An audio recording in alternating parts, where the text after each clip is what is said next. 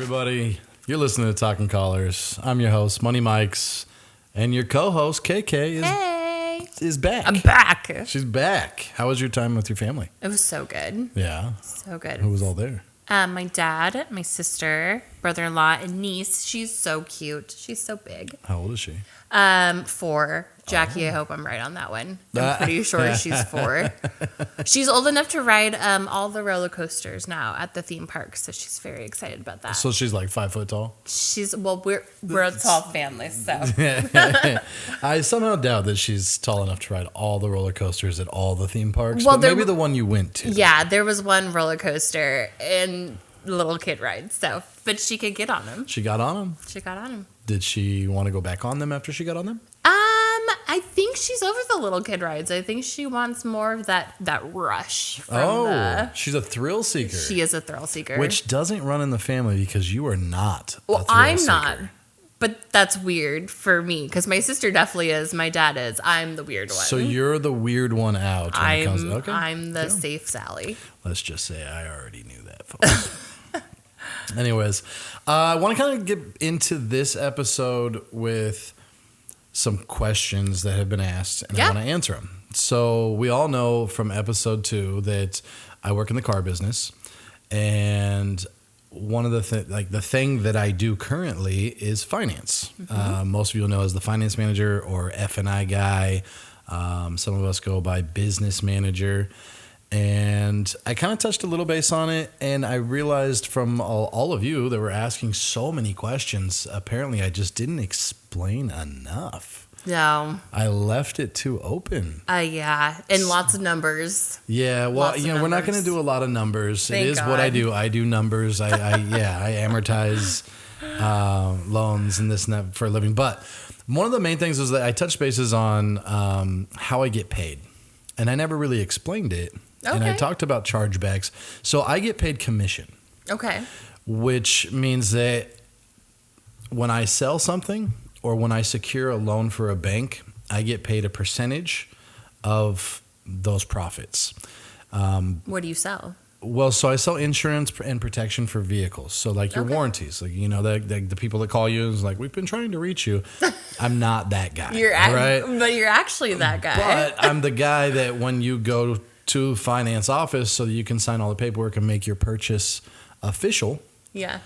That is some of the stuff that I go over is how you can protect your purchase. What a lot of people don't realize is that not all warranties were made equal. Okay. And you really kind of have to research which warranties, or at least let the person that you are buying the car from explain to you what their warranty is like, and then, ask a few questions. The biggest thing that bothers me with my customers is that they don't ask enough questions. And I think that's because they've asked questions at other dealerships before and they get like this cold shoulder, this, I don't got time for you. And that's one of the things that has bothered me over the years with some of my coworkers that I've worked with, was that they just didn't seem to care about the customer. I'm huge on that because the only way to get the customer back is to take care of the customer. And those referrals. If you take care of the customer and they feel like they were taken care of and they know they were taken care of, pass the vibe check, so to speak, they're not only going to come back themselves, but they're going to go show off that car. Over the next week, it's going to make its rounds to every family member that they have close by. It's going to go right onto social media. Oh, yeah. And it's just their coworkers. Everyone's going to be so excited for them as they're excited about their new car, whether it was new or pre-owned. It's new to them, and they're excited about it, and they're going to talk about it. And when they're talking about it, people are going to ask, where'd you get it? Yeah. And you want them to say, I got it from the place that I work at that has asked me not to speak about their name. They're very protective of their name, so I can't tell you where I work. But I want these people to say, yeah, I got it from such and such, and I got it from Mike. Work with, I would go back to Mike. Oh, yeah. I think you should go to Mike too. And then people remember that. Yeah. Because just like anything in life, when you got a guy, you want to send people to that guy. Yeah. Or girl, for that matter. And I want to be that guy for people. And it's weird to me how many people I've worked with over the years that didn't seem to understand that aspect of it. Yeah. Yeah. And I get people that come back all the time and are just asking to work with me or happy to work with me. Sometimes we don't have what they want on the lot and they're somewhere else, and they'll still call me and be like, am I making the right decision, or what should I do, this, that, or the other, because I've built that trust in these customers. And that means the world to me. That really does. The customers are a big pain in my rear sometimes, but tell us the truth. The majority of the time, it's an amazing interaction that I have with customers. Like, for example, I had some customers today that had just moved to Oregon. And From where? From traveling the country. Okay. All they had is a motorhome. Good for them. And they've been, for the last 2 months that they've been here, every time they needed to go somewhere, they had to drive the motorhome. Ugh. Can you imagine just packing up your whole house and moving it every time you got to go somewhere? I forgot the milk. Pack up the motorhome. Yep, got to go to the grocery store. No. Yeah. I need to mail this letter out. Let's go to the post office. Pack up the house. Like, that would be the most terrible. So they came in today and they were looking for a vehicle, and they had some experiences in the past. Yeah. And that's one of the other things that is huge in the car business, is that the best way to explain it, and I explained it to sales guys, and I think I touched on this in episode 2, was that sometimes we are paying for the past experience. In other words, For sure. A guy starts dating a person starts dating another person, and that person's past relationship was terrible. This new person that they're dating sometimes pays for that last person's mistakes. And that's so true in the car business, that the last dealership screwed them over. Yeah. And people always find out if they got screwed over. I know they might not know that day, and customers walk out happy, and sales guys are like, yeah, or the dealerships are like, got it, or whatever happens at those dealerships, because I've never worked at those dealerships, but I know that they exist. So however they celebrate afterwards, those customers find out. Oh, yeah. Whether they call their guy or have someone else or whoever they talk to, they find out. Yeah. And when they find out, they're not going back to you, first of all. And second of all, the next dealership they buy a car from is going to pay for all those mistakes. Yeah. Every last one of them. They're not going to trust us, even though we're not the ones that lost their trust. That's true. True. But getting back into how I get paid. So the commission, right? So banks pay finance managers. And this might not be true at every dealership. I have only ever worked at dealerships in Oregon.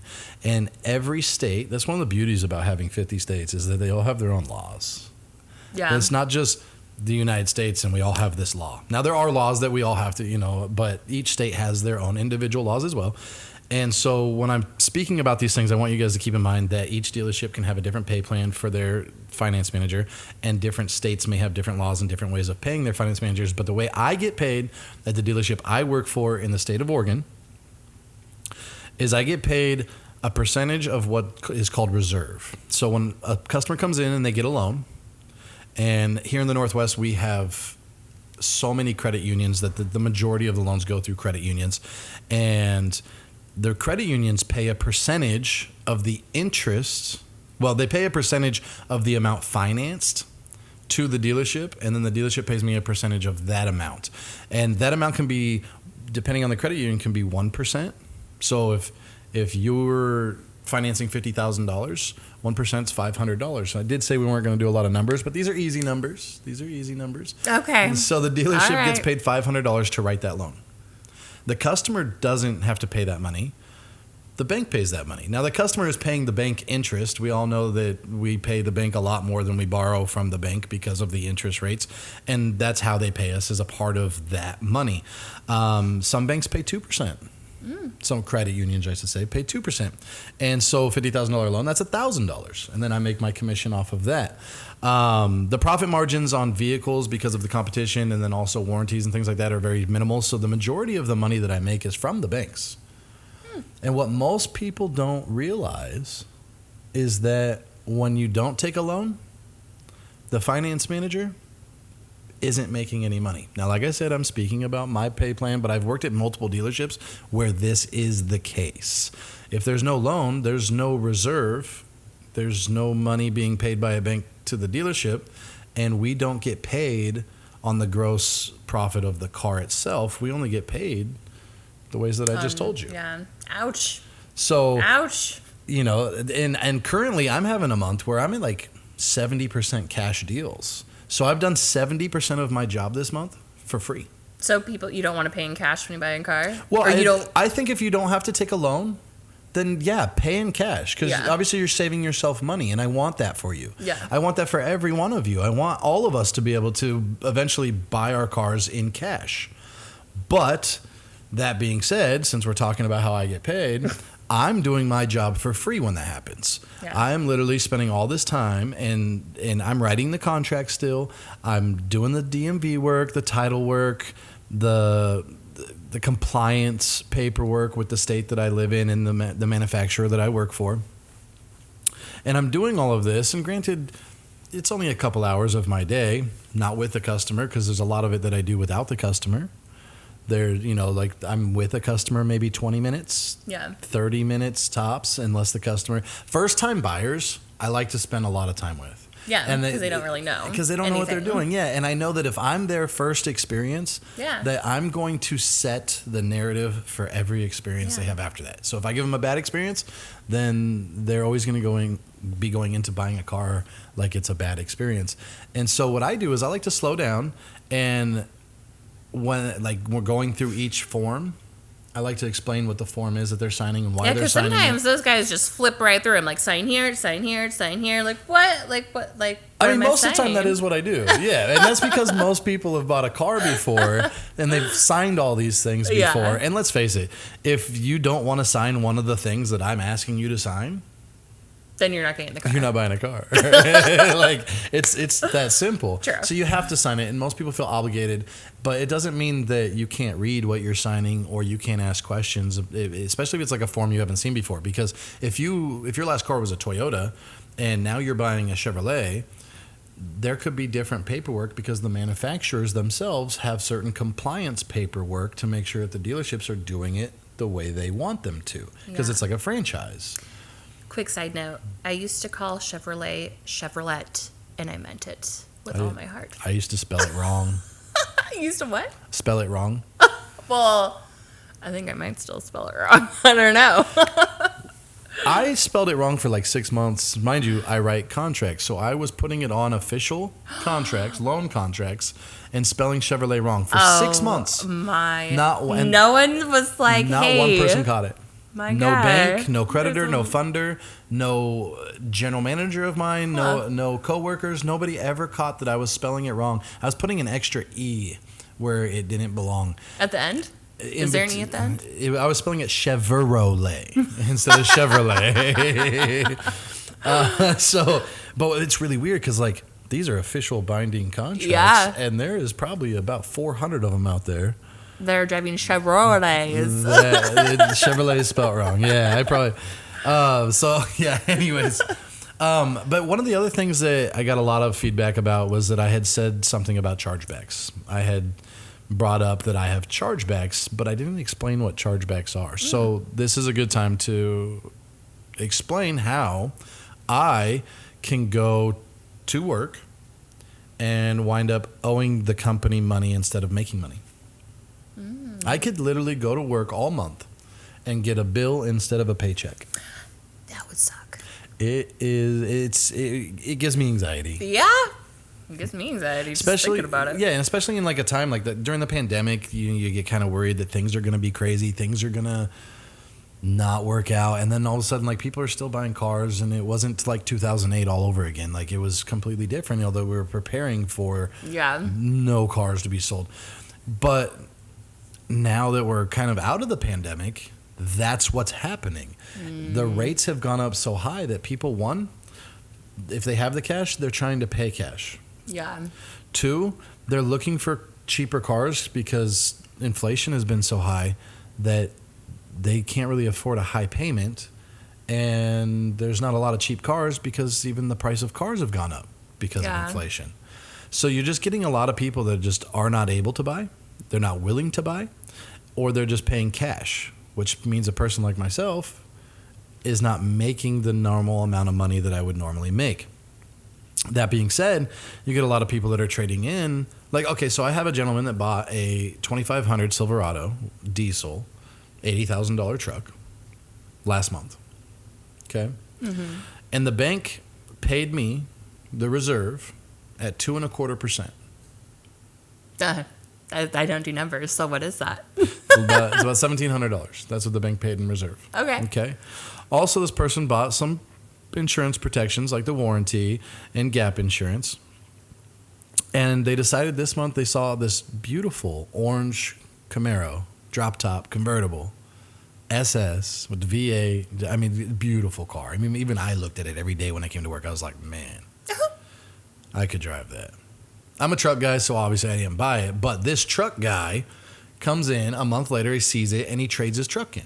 Well, the bank has a rule that if they don't make the loan last for 90 days, I got to pay back the reserve. Oh, stop. And the warranties are cancelable. And this is what I think a lot of people don't know is that warranties can be canceled at any time. Oh, the first like 30 10 years? Well, I mean, however long the warranty is, right? So, like, if the if the warranty is a 4-year warranty, gotcha. then it ends after 4 years. You can't cancel it. You know? It's over. I'd like to cancel my expired warranty. Yeah, I get people that actually do that. They're like, I'm getting some money back, right? Because I didn't use it. I'm like, no, that's just not how it works. I apologize that you thought that.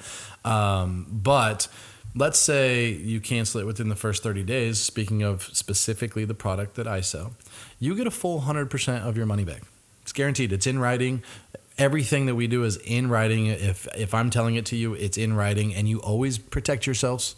There are a lot of dealerships out there that will tell you, they'll give you the world, they'll tell you this and that they're going to do this and they're going to do that. But if it's not in writing, you have no way to hold them accountable. And unfortunately, there's a lot of dealerships out there. I've had friends that have shopped at them.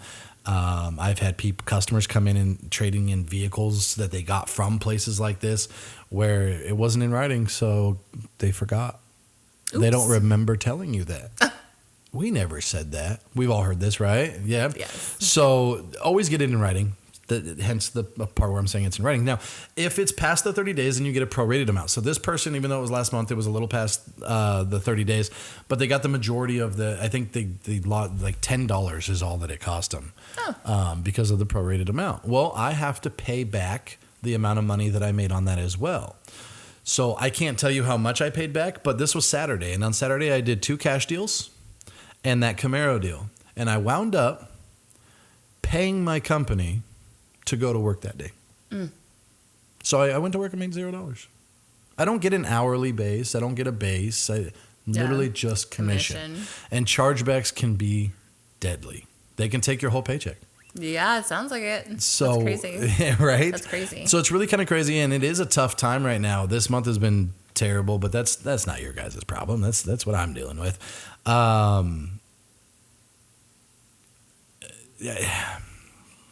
I guess that kind of explains it. I don't know. I don't know how else to explain it anymore. But if you have more questions, feel free to ask. You know, obviously we're doing this, referring back to episode 2 and the questions that were asked about episode 2. But I think a lot of people also want to know how to buy a car. Yeah. I don't think a lot of people know how to buy a car, and I don't really know how to buy a car. Like when you go into the dealership, I get a lot of people and they read things and they like online. Yeah. And they think that it's all true, but unfortunately there's a lot of stuff out there. It's just people that bought a car and are talking about their experience and saying that what they did was right, but it may or may not have. And we have a saying in the car business, and this is actually true. I believe this. Okay. Sticker is quicker. What? Sticker's quicker. What does that mean? Well, the sticker price. So if you just pay what the price of the car is, it's quicker. Oh, people come in and wait, what? Okay, so it blew your mind. So the price on the car is not how actually, okay, let me find my words here. The price that's on the car is not what you could pay for the car. You could pay less than what it says in the window. Everybody knows this. Where have you been? I've been buying her cars for too long, folks. I'm so sorry. Everybody knows that you negotiate at the dealership. This. If you don't know that, brand new then cars? I guess you're Team Kirsten. Every vehicle has been negotiated over the years, and dealerships don't like negotiating because there's not a lot of profit in it. But people feel like that's what they're supposed to do when they go to the dealership. Now, the pandemic changed this. Good luck negotiating the price of a vehicle right now. We have not sold a new vehicle at my dealership for a discount in 2 years. Huh. Now, that being said, all the other dealerships in my area are actually raising the price, like the Maroni sticker, the MSRP, the window sticker, whatever you want to call it. It's called a Maroni sticker, just so everybody knows. The car's $54,995. Let's say that's the price that the manufacturer's suggested retail price, MSRP. Some of them are marking up $3,000. You try to get a Suburban right now, they're marked up $10,000. So whatever that price is on the window, add $10,000 to it, because dealerships can get them, because you can't get a Suburban right now. But my dealership is not marking anything up at all. So we're actually the good guys and just not discounting the car. But everybody that's ever come in before the pandemic has been like, yo, $22,000, I'll give you 20. And let's just put it like this. There's not $2,000 in, virtually any car. There's not that kind of room. But people seem to think that, I asked somebody one time how much they thought I made when I sold them a car, and they're like, oh, you probably made like $2,000. Yeah, I used to think you car salesman made a ton of money until you started selling cars. I'm like, you what? They made $200. Of $80,000? Yes. Excuse me? So I got the lead online.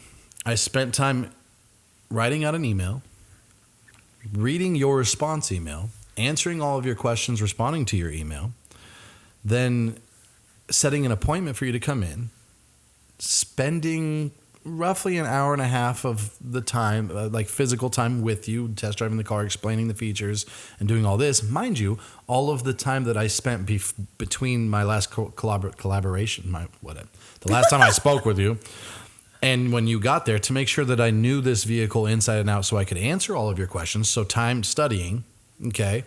And then the time with you, the time helping you with the paperwork, doing the paperwork for you, because you don't know what paperwork you need to do when you go to the dealership. That's my job, That's that. We're the professionals.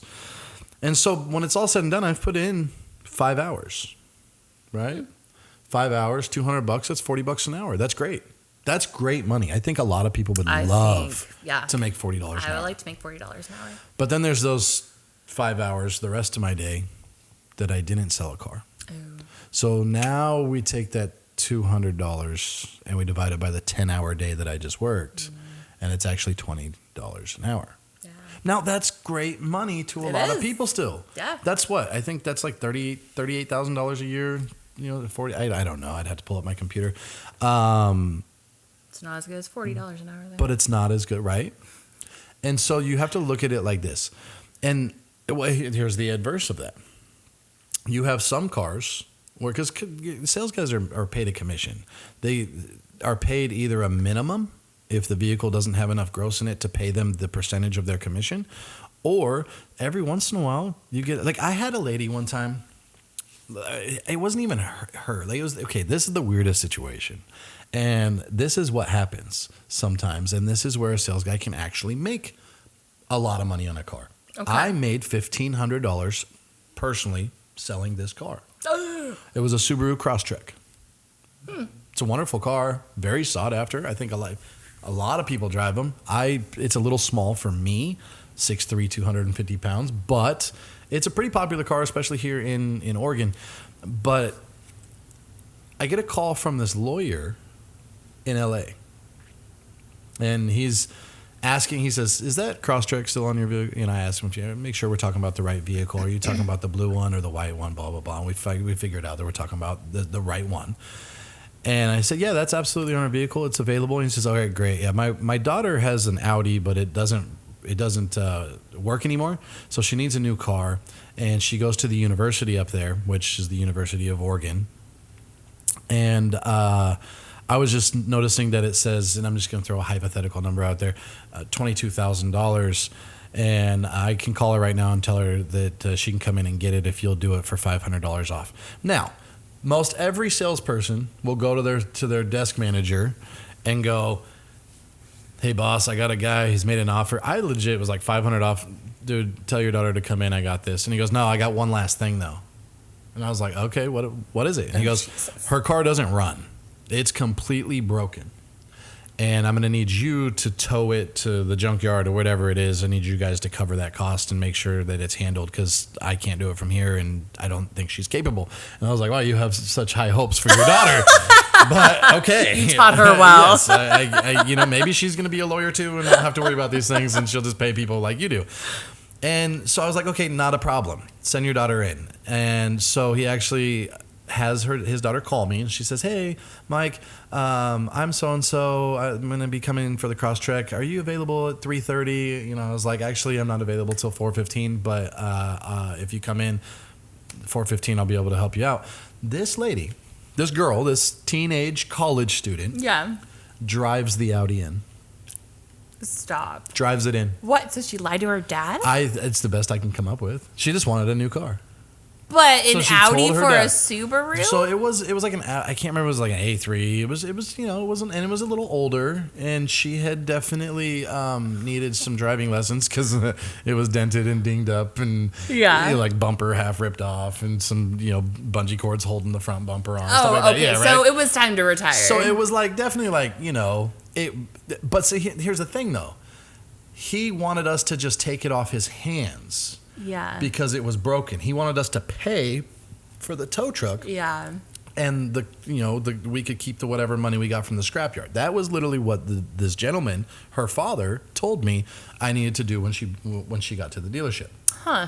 She drives this car in perfectly, 100% running. Beep, beep. I'm here, guys. So I tell the girl, I'm like, "Ma'am, okay, so I can't just take your car. I mean, it's clearly in good condition. I'm not taking that to the scrapyard. We might even resell that." And she goes, "Oh, that's fine. Give me like $50 for it." For the car? For the whole car. This car booked out for $3,500, Granted, this is a girl whose dad had to buy her a car from a different state. which happens. People, I wish that I had the silver spoon in my mouth I do growing up. too. I wish I had my do parents too. were buying me cars, but unfortunately that was not my life. So I'm like jealous of this girl, but I don't like. I'm the kind of person that like I just didn't feel right taking her car. I'm like, no, I have to give you something, and I tell her, I'm like, listen, it's worth about $3,500. She goes, my dad don't care. Just give me $50, and we'll call it good. And I was like, okay. I didn't know what to do. I felt like it felt dirty, but like everything had been spoke about. Everything was on the table. And she was just happy to be getting a new car. Keep the change. And I guess the only thing that I didn't do was call her dad back and be like, "Bro, you got played." Yeah, your daughter's playing you. But I mean, why? It's not my business to put her out like that. For all I know, he knows he's getting played. It's his daughter. He's just like, whatever. He throws money at the problem. And That is very interesting. it is because, you know, I can, and I want to put all your personal business out there. Okay, mine? Your personal But business. what? Let's go back and talk about the girl. Your father, I've seen do something similar. He doesn't have all the time in the world. He was a firefighter. No, yeah, You know, he was true. worked long shifts. He was gone for days at a time.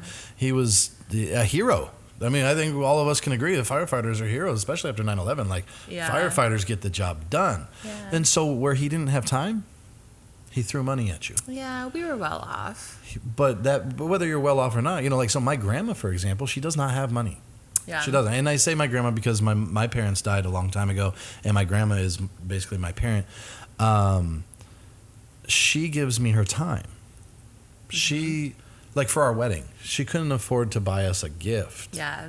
So do you remember what she did? Oh, everything. And for a year And after we got married, she planned cleaned and- our house Yeah, every yeah. week. She literally came over and did maid service at our house for a year. Yeah. Let the dogs out. And that sucked. What? Well, that didn't suck. What sucked is when the year was over and we no longer had a maid. That sucked. Yes. I was like, we gotta do it. I was like, thanks for the gift, Grandma. It was more like a punishment a year later. What? So, yeah, anyways, and to each their own. That's why I'm like, I guess what I'm trying to say is, like, I'm not trying to pass judgment. Yeah. Because Yeah. it's not my judgment to pass. True. But I did everything I could to make the situation right and not rip anyone off, because that's what it felt like. I felt like I was ripping someone off. Yeah. And all the cards were put on the table, and it just worked out, and I had the biggest commission that I've had in my entire career. $1,500. It was, you know, I celebrated, like, I mean, I was like, I mean, and you know it's not going to be, that's not the norm, but that's your unicorn. an extra $1,300 on that paycheck, you know? We're like, oh, we throw a barbecue this weekend, you know? Like, on me, I'm buying the meats, you know, that kind of deal. And so that was pretty cool. But, of course, that was back when I was in sales. That was in 2016 when that happened. I since have moved into the finance position, which we talked about, and my pay changed, this, that, the other. My duties changed, and I will say that it is a lot less fun and a lot more anxiety. It's just stressful. You know, you're dealing with banks now. And you have federal regulations, you have state regulations that you have to follow, and you have to make sure, because you can go to prison for doing my job wrong. You don't go to prison for selling a car wrong. No. So, you know, it's just one of those things. Pink collar, that's what I am. I know we already mentioned that in episode 2. We're mentioning it again. But I wanted to talk, the reason why I brought up the color I am is because I want to talk about orange collar. Do you know what orange collar is? I don't. It's prison labor. Oh. Or more specifically, penal labor. Interesting. And did you know that there's laws regarding how an inmate can work versus how they can be paid and what the goods that they make can be used for? No. Well, lucky for you, I found this amazing little bit of research piece or whatever. It's called Wikipedia. I'm just going to say it's Wikipedia. But anyways, I found that not just the United States, but there's a lot of other countries such as Japan, Netherlands, North Korea, Soviet Union, Taiwan, United States, and a bunch more that have labor laws regarding their prisoners. But since we're in the United States, and I know some of my listeners are not in the United States, but the majority of our listeners are, so we're going to speak about the United States. But the federal prison industries doing business as Unicor since 1977 is wholly owned United States government corporation created in 1934 that uses penal labor formed from the Federal Bureau of Prisons, or BOP is short, to produce goods and services. FPI is restricted to selling its products and services, which includes clothing, furniture, electrical components, and vehicle parts to federal government agencies and has no access to the commercial market. That was the part where I was like, oh, dang. So they get paid. And I don't know if we all know this. I guess I felt like I know this, but maybe it's because I did a bunch of research. You know, they don't get paid minimum wage. I wouldn't think that they would. And there's all kinds of jobs in the prison. And I think that you hear that, you know, like so-and-so was working in the kitchen, you know, and they're just helping the cooks make the food for all the prisoners. And you have the cleaning crew, the people that do laundry. But what I just recently found out was if you call the DMV in the state of Oregon, you're talking to an inmate. Well, that's interesting. That's interesting. You're right. That's interesting. And think about the last time you called the DMV. How much personal information did you give them?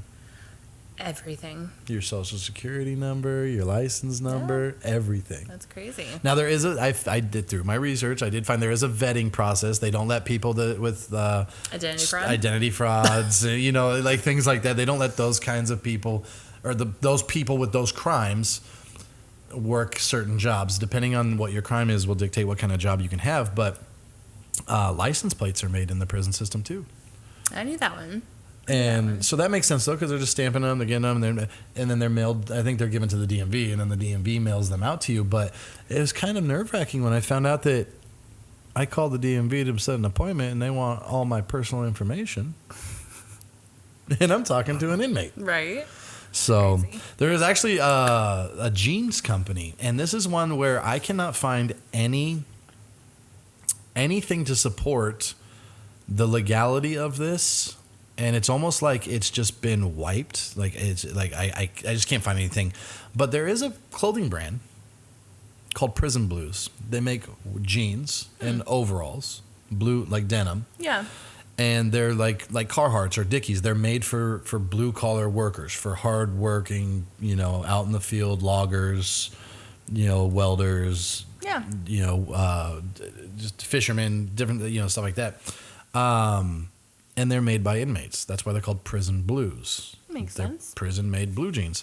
And I can go to the store and buy them right now. So with the government agencies having no access to commercial market, that seems like a commercial market. How am I getting my hands on these Prison Blues?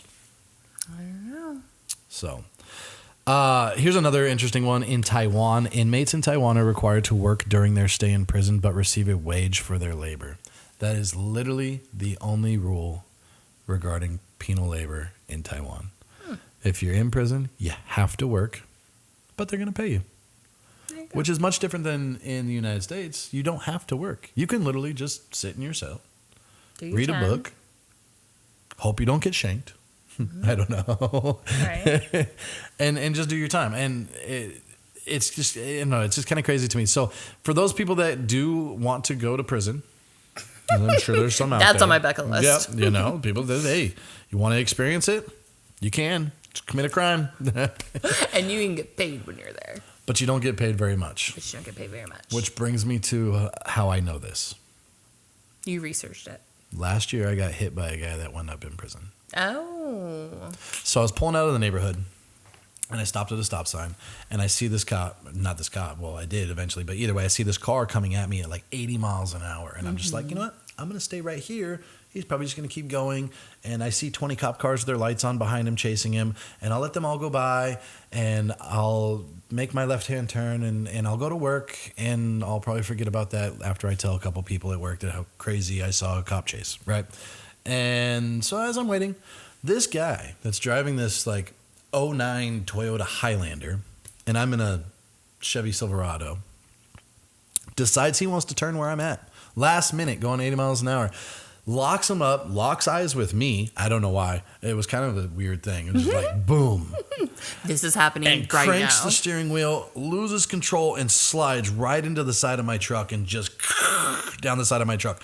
But he's running from the cops, so he's not going to stop and be like, oh, my bad, bro. Sorry about that. No, he just takes off. And all 20 cop cars, too. Phew, phew, phew. Not one of them stopped. And I'm like, well, what do I do?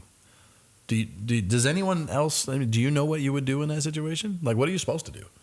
Just like, okay. Call 911? I don't know. Yeah, call 911. They seem busy, so I don't know. Well, I guess my temper got the better of me because I flipped a Yui and joined in the chase. I was like, nah, that guy ain't getting away with this. I'm catching him too.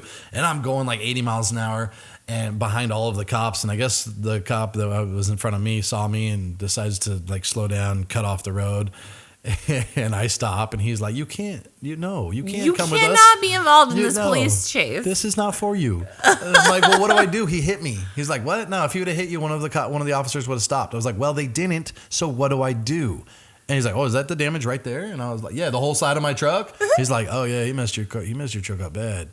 And I was like, yeah. So what do I do? He goes, call the state police, tell them that you just got hit by the active high-speed chase the pursuit that they're in right now, and we'll have detectives get a hold of you. And so that's what I did. I drove to work. I called my insurance company. I told them what was happening. I called the state police. I told them what was happening. And then the detective showed up later, took pictures of the vehicle, gave me his number, this, that, the other. And then I had my truck taken to the shop. I paid my deductible. Insurance got a hold of me because, see, this guy had stole this car. So he didn't have insurance. And the people whose car it wasn't their insurance wasn't going to pay for it. Because it was stolen, And so my insurance was like, well, so what happens is if this guy gets convicted, then he'll have to pay restitution and then you'll get your money back. And I was like, okay, well, if this guy goes to prison, then how can I expect to get any money out of him? And that's they're like, well, he'll probably get a job in prison, and that's the money that they'll use, and the state will take care of it, and they'll make sure you get your money back. So for the last 2 months, I've been getting checks from the state for restitution. Those are the $6 ones? There were 13. 13. Yeah, $13 checks. That has to be his whole paycheck. And it's probably his entire paycheck for the month. Can you imagine working like you're in prison, and you kind of probably almost I don't want to say this guy deserved it. All right, he threw a gun out the window. I had the whole court document. I'm not going to tell you his name, but I got the whole state versus blah and me as a witness and this and that and the other. He threw a gun out the window, so he was a felon in possession of a gun. He stole the vehicle, so UUMV, unauthorized use of a motor vehicle, evasion and eluding, and hit and run. And I can't remember what all else was on there, but this guy was. He was screwed. Let's just say that he was screwed. That's the best way to put it. And so now he has a job in prison, which is why I thought we should talk about orange collar work. Yeah. And if you need to call him, call the DMV. Yeah, right. Imagine I call the DMV. If you need to get a hold of him, I need call to the renew my DMV. license, and he's the one that answers. I'd be like, oh, what's up, bro? You owe me. I didn't get my $13 check this Are you month. not? Yeah, you not putting in your work. My check didn't come. So, but yeah, so I just thought it was really interesting. Wanted to share with you guys, since we didn't have a guest today, about a different color that I'm sure you guys knew existed but didn't understand how it worked. And so now you do.